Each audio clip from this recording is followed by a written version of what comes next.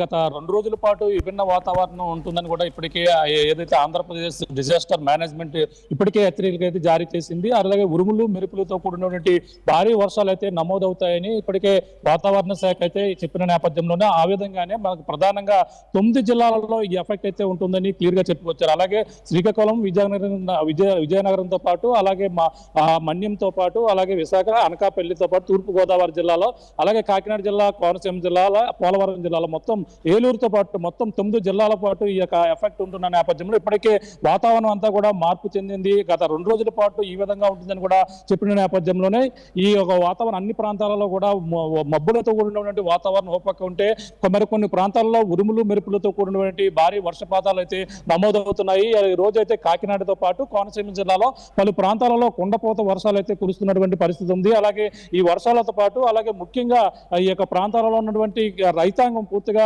ఇప్పుడంతా కూడా పంట చేతికొచ్చే సమయం, ఆరుగాలం పంట పండించి చేతికొచ్చేటువంటి సమయం కావడంతోనే రైతులకైతే ఈ యొక్క పిడుగు లాంటి ఈ యొక్క వర్షాలు అయితే మొత్తం రైతాన్ని అయితే కోలుకోలేని దెబ్బ కొట్టే అవకాశాలు ఉన్నాయని కూడా చెప్పుకొస్తున్నారు. మరో పక్కన ఈ యొక్క వరి రైతులతో పాటు ముఖ్యంగా అరటితో పాటు ఈ యొక్క ఎండాకాలం సీజన్ వచ్చిందంటే మనకు ప్రధానంగా తెలిసిందే మామిడి తోటలకు పెట్టింది పేరు. అలాగే అటువంటి మామిడి కాయలు మంచి దశలో ఉంటాయి. పూత నుంచి ఆ పిండి నుంచి అలాగే కాయ దశలోకి వస్తుంటాయి. ఇటువంటి సమయంలో ఇటువంటి ఉరుములు, మెరుపులు అలాగే 40 నుంచి 60 కిలోమీటర్ల వీధులు గాలులతో కూడినటువంటి వర్షాలు కూడా నమోదవుతున్న పరిస్థితి ఉన్న నేపథ్యంలోనే ముఖ్యంగా మామిడి రైతులైతే చాలా ఇబ్బందికర పరిస్థితులు అయితే ఎదుర్కోవాల్సిన పరిస్థితి ఉంటుంది.